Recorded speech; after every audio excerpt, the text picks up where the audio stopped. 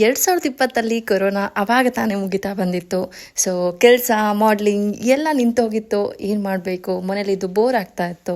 So ಒಂದಿನ ಹೀಗೆ Instagram open ಮಾಡಿದೆ. ಸೋಷಿಯಲ್ ಮೀಡಿಯಾನ ಜಾಸ್ತಿ ಯೂಸ್ ಮಾಡ್ತಾರೋ ನಾನು ಒಮ್ಮೊಮ್ಮೆ ಓಪನ್ ಮಾಡಿ ನೋಡಿದಾಗ ಒಂದಿಷ್ಟು ಮೆಸೇಜ್ಗಳು ಬಂದಿರತ್ತೆ.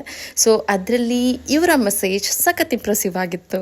ಮಾಡೆಲ್ ಆಗಿರೋದ್ರಿಂದ ಸೊ ಅವಾಗವಾಗ ಫೋಟೋಗ್ರಫರ್ಸ್ಗಳ ಮೆಸೇಜ್ ಬರ್ತಾನೆ ಇರತ್ತೆ, ಶೂಟ್ ಪ್ಲ್ಯಾನ್ ಮಾಡೋಣವಾ ಹಾಗೆ ಹೀಗೆ ಅಂಥೇಳಿ. ಆ್ಯಂಡ್ ಹೊಸಬ್ರಿಗೆ ಅವಕಾಶ ಕೊಡೋದು ಯಾವಾಗಲೂ ಇಂಪಾರ್ಟೆಂಟ್. ನಾನು ಮಾಡ್ಲಿಂಗ್ ಮಾಡೋ ಟೈಮಲ್ಲಿ ನನಗೂ ಒಂದು ಚಾನ್ಸ್ ಬೇಕು ಅಂತ ನಾನು ತುಂಬ ಒದ್ದಾಡಿದ್ದಿದೆ. ಸೊ ಅದೇ ಥರ ನನಗೆ ಯಾರಾದರೂ ಇಂಪ್ರೆಸಿವ್ ಆಗಿ ಒಂದು ಶೂಟ್ ಮಾಡೋಣವಾ ಅಂತೆಲ್ಲ ಹೇಳಿದಾಗ ಅದು ಯಾರೇ ಆಗಿದ್ರು ಅವ್ರ ಪ್ರೊಫೈಲ್ ಒಂದು ಸತಿ ಚೆಕ್ ಮಾಡಿ ಚೆನ್ನಾಗಿದೆ ಅಂತ ಹೇಳಿದ್ರೆ ನಾನು ಖಂಡಿತ ಎಸ್ ಅಂತ ಹೇಳ್ತೀನಿ. ಸೊ ಹಾಗೆ ಎಸ್ ಅಂತ ಹೇಳಿದಂಥ ವ್ಯಕ್ತಿ ಇವರು. ಮಾಡಿ ಒಂದಿನ ಶೂಟ್ ಪ್ಲ್ಯಾನ್ ಮಾಡಿದ್ವಿ. ಸೊ ಶೂಟ್ ತುಂಬ ಚೆನ್ನಾಗಾಯಿತು. ವಯಸ್ಸಲ್ಲಿ ನನಗಿಂತ 3-4 ವರ್ಷ ಚಿಕ್ಕವರಿದ್ದಾರೆ, ಬಟ್ ಆದರೂ ತುಂಬಾ ಕ್ರಿಯೇಟಿವ್ ಆಗಿದ್ದರು. ಮೇ ಬಿ ಅದಕ್ಕೆ ನನಗೆ ಎಸ್ ಅಂದಿದ್ದೆ ಅನಿಸುತ್ತೆ. ಮುಗಿಸಿ ಹಾಗೆ ನಾನು ಹೊರಡಬೇಕಾದ್ರೆ ಒಂದು ವಿಷಯನ ಅಬ್ಸರ್ವ್ ಮಾಡಿದೆ. ಇವರು ಹೊಸದಾಗಿ ಯಾರು ಮಾಡ್ಲಿಂಗ್ ಸ್ಟಾರ್ಟ್ ಮಾಡ್ತಾಯಿದ್ರು ಅವ್ರಿಗೆ ಹೆಲ್ಪ್ ಆಗಲಿ ಅಂತೇಳಿ ಒಂದು ಪೋರ್ಟ್ಫೋಲಿಯೋ ಶೂಟ್ಗಳನ್ನ ಫ್ರೀಯಾಗಿ ಮಾಡಿಕೊಡ್ತಾಯಿದ್ರು. ನನಗಂತೂ ಆ ವಿಷಯ ಕೇಳಿ ಅಥವಾ ಕಣ್ಣಾರೆ ನೋಡಿ ತುಂಬ ಖುಷಿ ಆಯಿತು. ಯಾಕಂದರೆ ನನಗೆ ಗೊತ್ತಿರೋ ಹಾಗೆ ಒಂದು ಪೋರ್ಟ್ಫೋಲಿಯೋ ಶೂಟ್ಗೆ 25,000-30,000 ಸಾವಿರ ಫೋಟೋಗ್ರಫರ್ಸ್ ಚಾರ್ಜ್ ಮಾಡ್ತಾರೆ. ಅದಕ್ಕೆ ಅದನ್ನ ಫ್ರೀಯಾಗಿ ಮಾಡಿಕೊಡ್ಬೇಕು ಅಂತ ಹೇಳಿದ್ರೆ ತುಂಬಾ ದೊಡ್ಡ ಮನಸ್ಸಿರಬೇಕು. ಅದು ಇವ್ರಿಗಿತ್ತು. ಸೊ ನನಗೆ ತುಂಬಾ ಖುಷಿ ಆಯಿತು. ಆದರೆ ಆವತ್ತು ನಿಜವಾಗ್ಲೂ ಅಂದ್ಕೊಂಡಿರಲಿಲ್ಲ ಇವತ್ತು ನಾನು ಮೀಟ್ ಮಾಡಿದಂಥ ಈ ವ್ಯಕ್ತಿ ನನ್ನ ಜೀವನದ ತುಂಬ ಇಂಪಾರ್ಟೆಂಟ್ ವ್ಯಕ್ತಿ ಆಗ್ತಾರೆ ಒಂದಿನ ಅಂತ ಹೇಳಿ.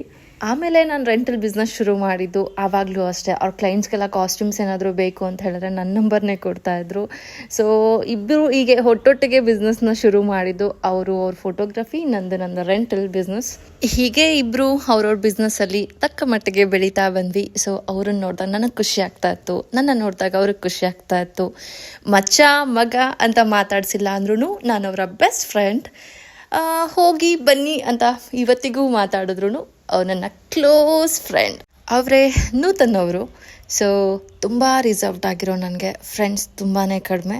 ಅಂಥದ್ರಲ್ಲಿ ಇವರು ಇವತ್ತಿಗೆ ನನ್ನ ಕಣ್ಮುಚ್ಚಿ ನನಗೇನಾದರೂ ಹೆಚ್ಚು ಕಡಿಮೆ ಆಯಿತು ಅಂದರೆ ಯಾರೋ ಒಬ್ಬರು ಬರ್ತಾರೆ ನನಗೋಸ್ಕರ ಅಂದ್ಕೊಂಡಾಗ ಮೊದಲನೇ ಲೈನಲ್ಲಿ ಹೆಲೋ ಬಡಿ ಅಂದ್ಕೊಂಡು ನಿಂತಿರ್ತಾರೆ. ಇವ್ರ ಬಗ್ಗೆ ಇನ್ನೇನು ಹೇಳಲಿ. ಸೊ ಇವರು ನನ್ನ ಬೆಸ್ಟ್ ಫ್ರೆಂಡ್, ಜೊತೆಗೆ ಸ್ವಂತ ಅಣ್ಣ ತಮ್ಮ ಇಲ್ದಿರೋ ನನಗೆ ನನ್ನ ಸ್ವಂತ ತಮ್ಮ. ನಾನು ಇವ್ರನ್ನ ತುಂಬ ಪ್ರೀತಿಸ್ತೀನಿ, ಇವರು ನನ್ನ ತುಂಬ ಪ್ರೀತಿಸ್ತಾರೆ. ಇವತ್ತು ಇಷ್ಟೆಲ್ಲ ಏನಕ್ಕೆ ಹೇಳ್ತಾ ಇದ್ದೀನಿ ಅಂತ ಹೇಳಿದ್ರೆ ಇವತ್ತು ಇವ್ರ ಬರ್ಡೇ. ಸೊ ನೂತನ್ ಅವರೇ, ಹುಟ್ಟುಹಬ್ಬದ ಹಾರ್ದಿಕ ಶುಭಾಶಯಗಳು. ದೇವರು ಒಳ್ಳೇದನ್ನು ಮಾಡಲಿ. ಸೊ ಯಾವಾಗಲೂ ಖುಷಿಯಾಗಿರಿ. ನಿಮ್ಮ ಖುಷಿ ದುಃಖ ಎರಡರಲ್ಲೂ ನಾನು ಜೊತೆಗಿರ್ತೀನಿ. ನನಗೂ ಗೊತ್ತು ನೀವು ಸದಾ ನನ್ನ ಜೊತೆಗಿರ್ತೀರ. ಯಾವಾಗಲೂ ಖುಷಿಯಾಗಿರಿ. Happy birthday to you.